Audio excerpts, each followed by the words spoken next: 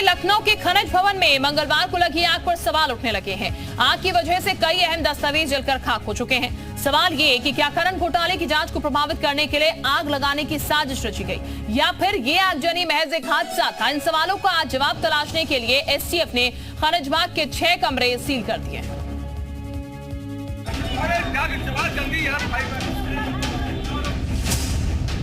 खनिज भवन में लगी आग।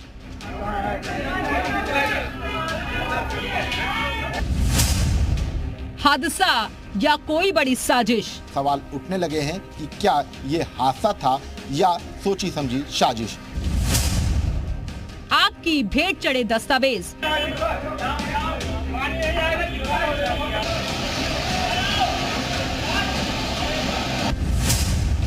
जांच के लिए टीम की गई गठित।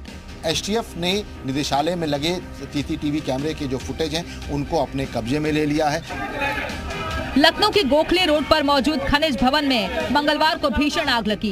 दोपहर के वक्त लगी आग की लपटें बिल्डिंग के कई हिस्सों में फैल गईं। एक के बाद एक विभाग के कई कमरों में आग फैलती चली गई। ग्राउंड फ्लोर से आग की लपटें उठनी शुरू हुई थी। नीचे का कमरा बुरी तरीके से जल गया और इसके बाद आग की लपटें ऊपर के 5 कमरों तक फैली। भीषण आग की लपटों में कई अहम दस्तावेज भी जल गए जो खनन घोटाले की जांच में बेहद अहम थे।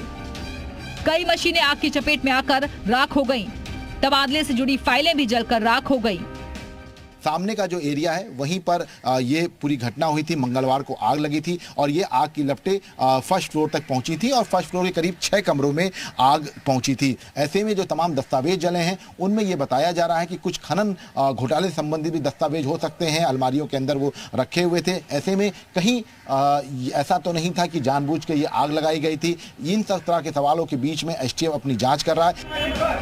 इस आगजनी को लेकर कई सवाल उठने लगे हैं। सवाल ये कि क्या खनन घोटाले की जांच प्रभावित करने के लिए खनिज भवन में आग लगाई गई या फिर किसी हादसे की वजह से बिल्डिंग में आग लगी।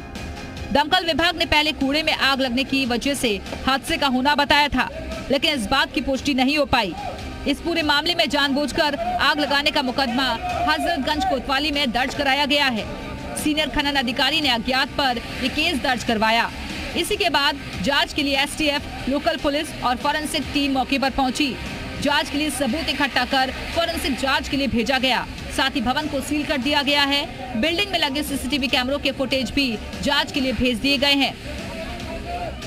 फिलहाल एसटीएफ ने निदेशालय में लगे सीसीटीवी कैमरे के जो फुटेज हैं उनको अपने कब्जे में ले लिया है। आप तस्वीरों में देख सकते हैं कि निदेशालय में जो कैमरे लगे हैं उनके फुटेज जो है वो एसटीएफ ने अपने कब्जे में ले लिए। इसके साथ साथ किसी भी बाहरी व्यक्ति को निदेशालय के अंदर जाने की इजाज़त नहीं दी जा रही है और जहाँ पर ये आग लगी थी वहाँ के जो गेट है वहाँ पर ताला लगा दिया गया है। मतलब अब किसी भी तरह से कोई सबूतों के साथ छेड़छाड़ ना कर सके, इसके लिए विशेष तौर पर यह गेट को लॉक कर दिया गया है।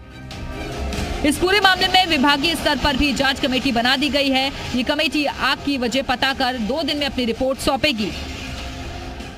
पुलिस ने एसटीएफ को तमाम जो दस्तावेज हैं जो पहले दिन के वो सौंप दिए हैं। दमकल विभाग भी अपने लेवल पर जांच कर रहा है। इसके साथ ही इंटरनल कमेटी जो है गठित कर दी गई है जांच के लिए। फॉरेंसिक टीम ने तमाम जो सबूत हैं वो इकट्ठा किए हैं और ये कहा जा सकता है कि खनिज निदेशालय में लगी जांच को लेकर अब लगातार जो है एसटीएफ तमाम चीज़ों को इकट्ठा कर रही है और माना जा रहा है कि जल्द ही इस पूरे मामले को लेकर कुछ बड़े खुलासे हो सकते हैं।